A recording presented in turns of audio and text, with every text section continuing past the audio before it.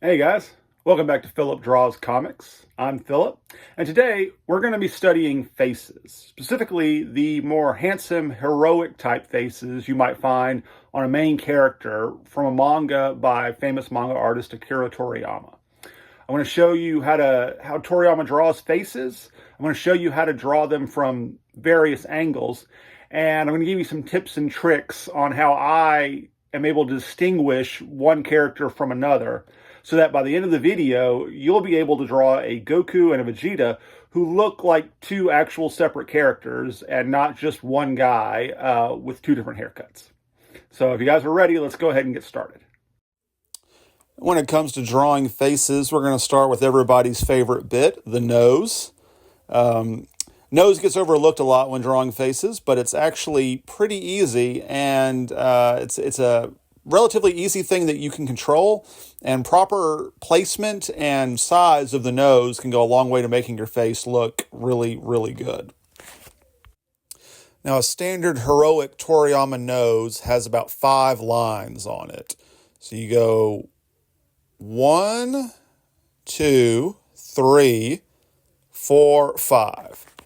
So the first 3 lines are basically the top side of the nose, and then you have a little inverted triangle on the bottom to illustrate the shadow or the underbit connecting under the nose.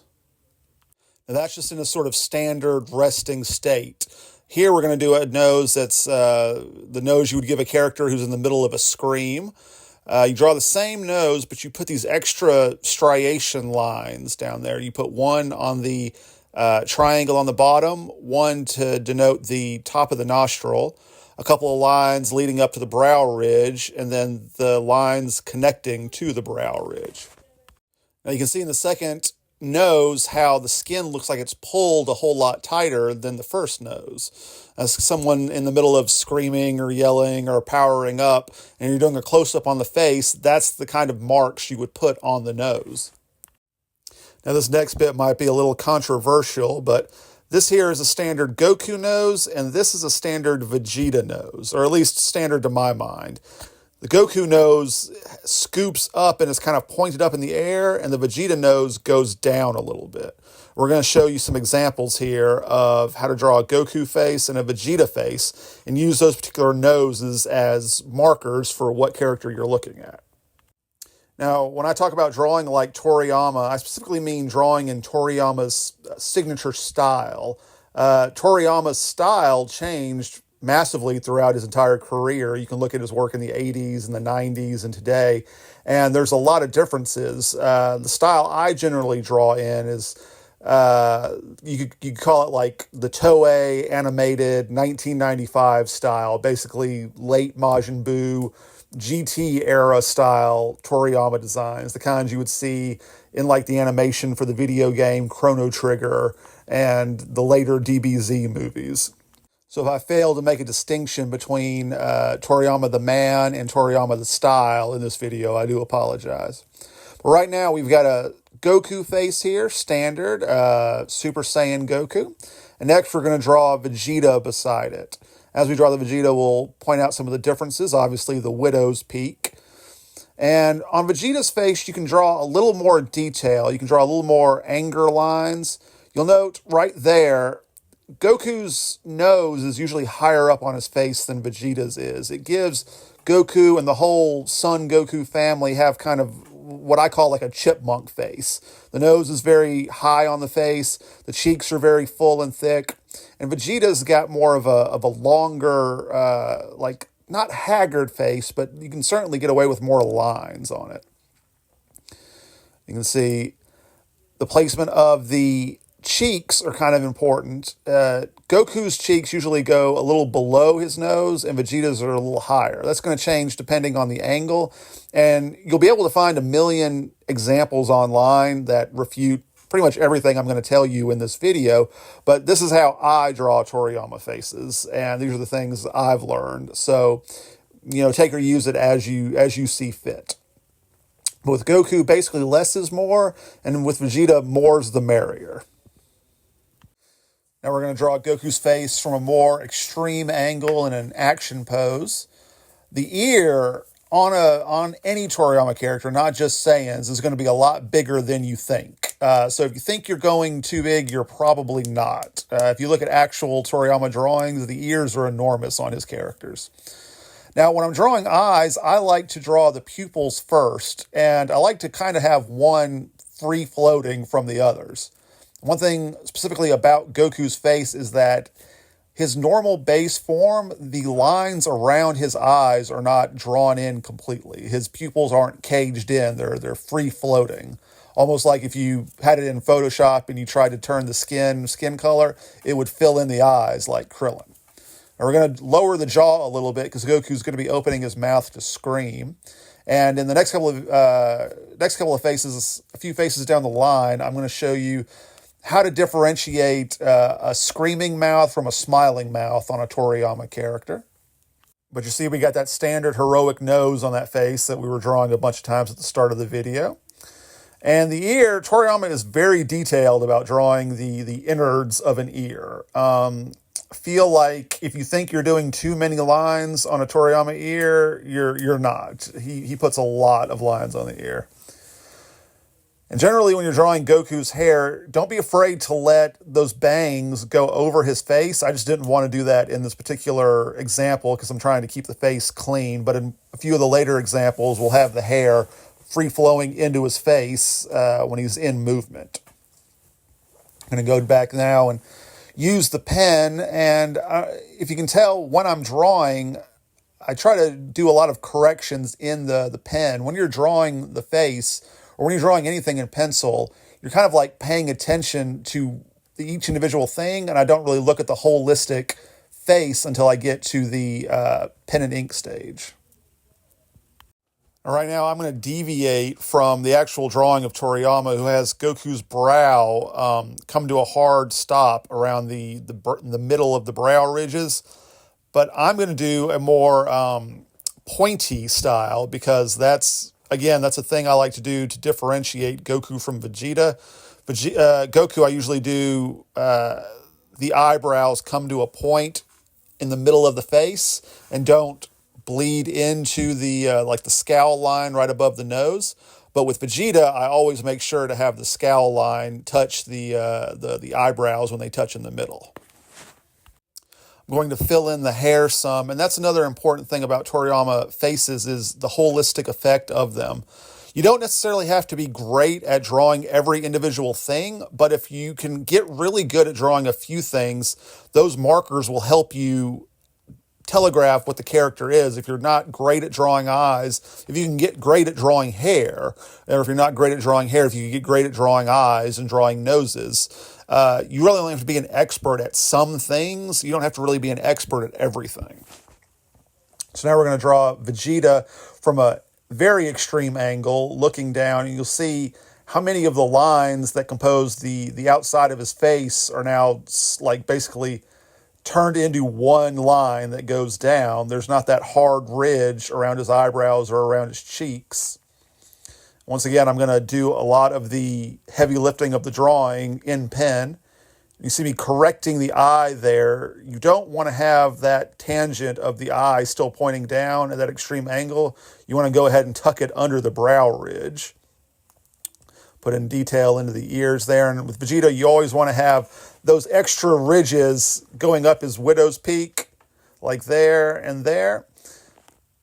If when you draw Goku, you should always be thinking of open, and with Vegeta, you should always be thinking of closed. You want that very kind of wolfish, scowling face with Vegeta.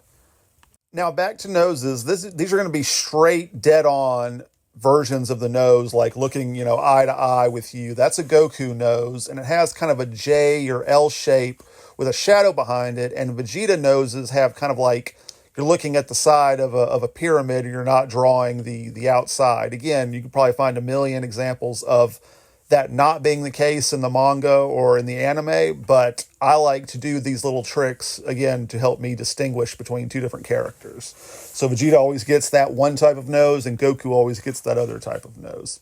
So we've got Goku's J nose hanging there. Draw the pupils and the open eyes around the side, eyebrows, and little whatever those cheek things are. Now, I'm going to make a few adjustments as I go. We're going to turn this grown-up Goku face into a kid Goku face by making it shorter and squatter and making the mouth wider. We're going to go back and change it to an adult face. I'm going to show you anytime you draw a Goku, even if you draw a Super Saiyan Goku, those eyes have to be big and bright. You always want to think of Goku as friendly unless you're drawing him really in a serious fight or angry. And then it's the juxtaposition that's really for sale there. So we're going to extend Goku's face again and make it a grown-up Goku. And right now we're looking at sort of base form Goku. Now if you close off these eyes in this manner, finish drawing the eyes, and adjust the hair a little bit, what you have now is Super Saiyan Goku. This is basically what Goku looked like when he came out of the time chamber right before the Cell games. Toriyama drew a Super Saiyan Goku, but he drew him with the facial features of Happy-Go-Lucky Goku. You can see here, this is, if you closed off that eye, that's how you would make that Goku a Super Saiyan, like the one up there. But I like to have, basically wherever the pupil is in the eye, I try to keep that corner of the eye completely empty unless it's a Super Saiyan Goku. Now next we're going to do Vegeta, and this is, I'm going to leave this in. I probably could have cut this out because I kind of mess up this face and I try again. But I'm going to leave this in to show you that, even though I talk like I know what I'm doing, I make a lot of stupid mistakes. Now, here, again, Goku's face is kind of thick and round. Vegeta's face can kind of cave in around the jaw. Goku's face sort of plumps out like a balloon, and Vegeta's face is sort of like hanging on. It's very bony, so you want to get the bones right on Vegeta's face. And you can see, because I started drawing with the mouth and the chin, I get, oh, that looks terrible. So we're gonna say nope to that, and we're gonna start from scratch again on the other side of the paper. We're gonna do this the easiest way. Start with the brows first, pupils, the parts of the eye that are encasing the pupils, get the bony protrusions out on his forehead. And I'm going to make a mistake again by drawing Vegeta's nose too low. I told you earlier, like, oh, Vegeta's nose is so low. I kind of bought into my own hype and messed up this image. And I'm going to come back in a minute. Once I kind of get more of it drawn in, I'm going to realize that nose and mouth needs to be closer up. Now, when it comes to drawing Toriyama closed mouths, basically I've never been able to not think of them as anything but staples. If you see a staple come out of a staple gun in various stages of being bent up, that's usually how you draw a Toriyama mouth. So we're going to do standard Vegeta nose. We're going to do smile, and we're going to put lines around the mouth, specifically in the corners and underneath when the mouth is in a exaggerated form. Again, with Vegeta, you can put extra lines on the face and it looks about right. Goku, I try not to put those extra lines on because once you do, it then just kind of looks like a Vegeta face. Like you could kind of take that image and it looks not unlike Super Saiyan 3 Goku. Now we're going to look at a couple of examples of drawing the face in profile. And I'm going to give you a sort of a cheat sheet. This shape right here is basically what you need for drawing a Toriyama face in profile. I just recently realized that it's basically what a cat's face looks like in profile. But you draw that, you draw the nose, the mouths always have an overbite, and the chins are always really, really deep cut for some reason. Toriyama doesn't draw like big Superman style square jaws. His mouths always slope in. Even when the characters are looking up, the jaw still slopes in. We'll see that in some of the later examples when I'm showing you how to draw at more extreme angles. Now, if it's a profile shot and you have a character looking dead ahead, don't draw a full circle because, you're not supposed to see the whole pupil. Draw a straight line. Basically, draw the letter D with the flat side of the D pointing at whatever the character is looking at. We do the sort of same lines between the eyes and the cheek. And you can even make the character smile and put those same extra lines in. So we're going to do this again. I'm going to show you a weird little thing I noticed about Toriyama's style. If you put the nose right at the crook of where the eyes are, you basically have a 1984 Toriyama Goku face. He's got that little nose right there, and then as time went on, he shifted the nose down to the point.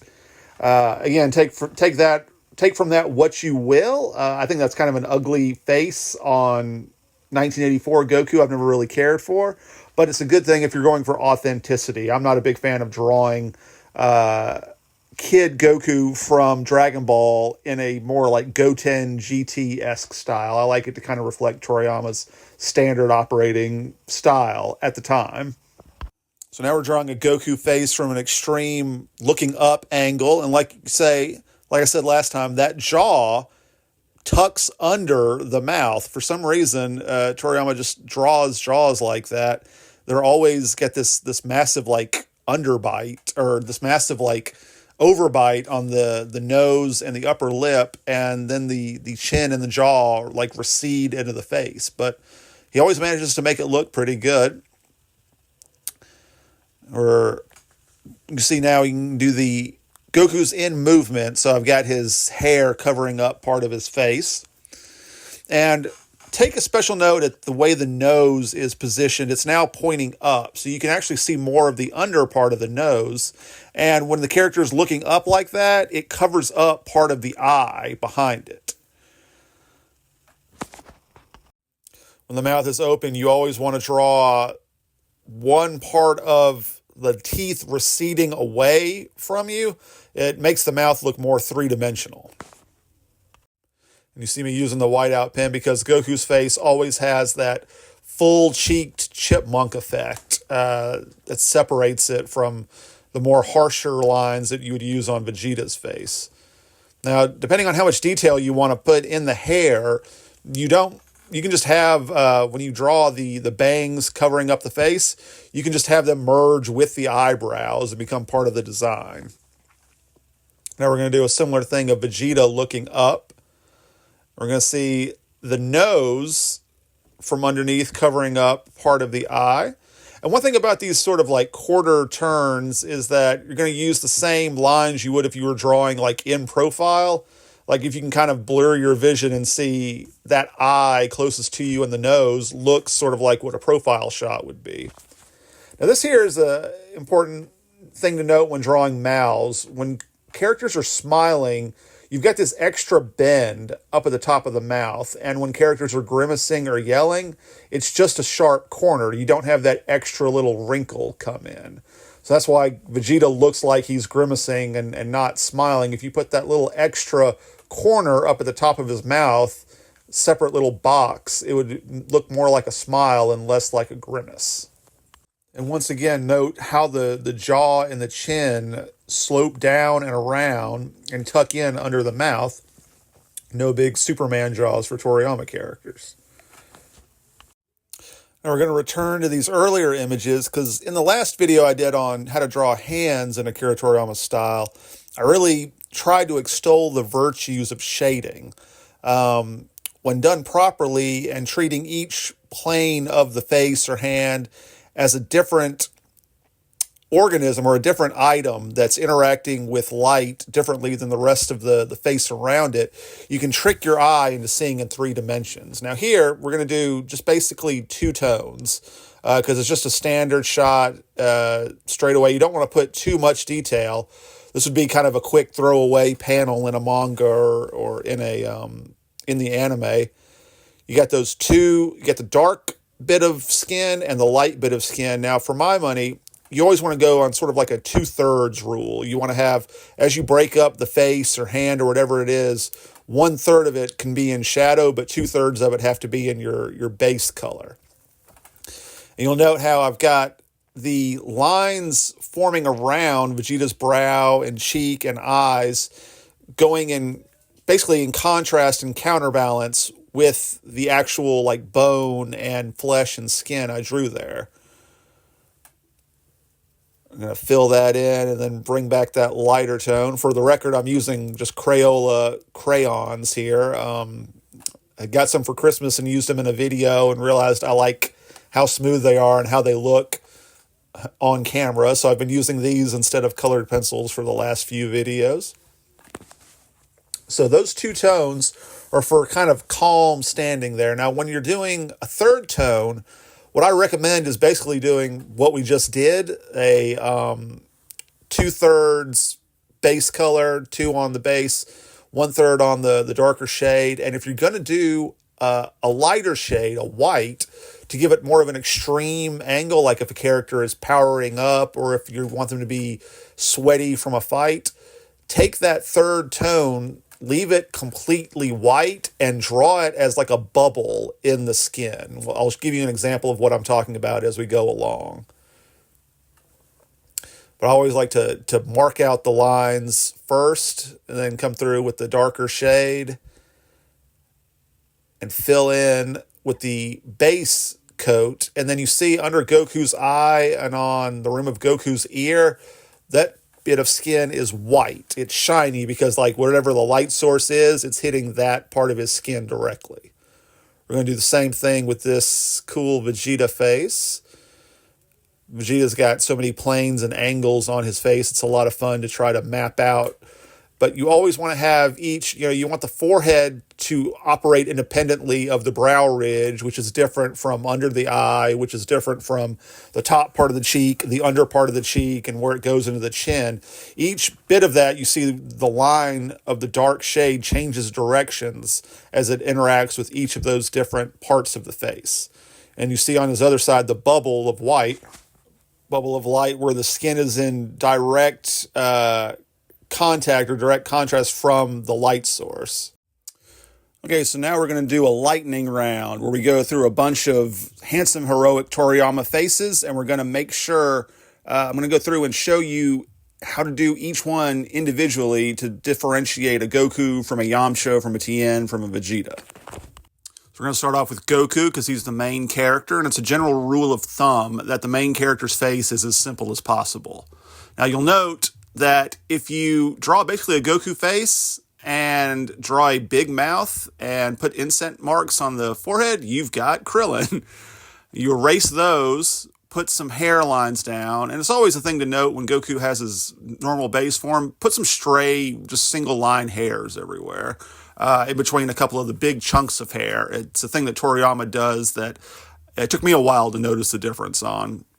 But yeah, Goku and Krillin have similar faces, but Toriyama's really good at putting twists on things he's already put on there. We're going to point out this more as we go along, but throwing affectations like extra eyes or no nose or scars will go a long way to help differentiate characters.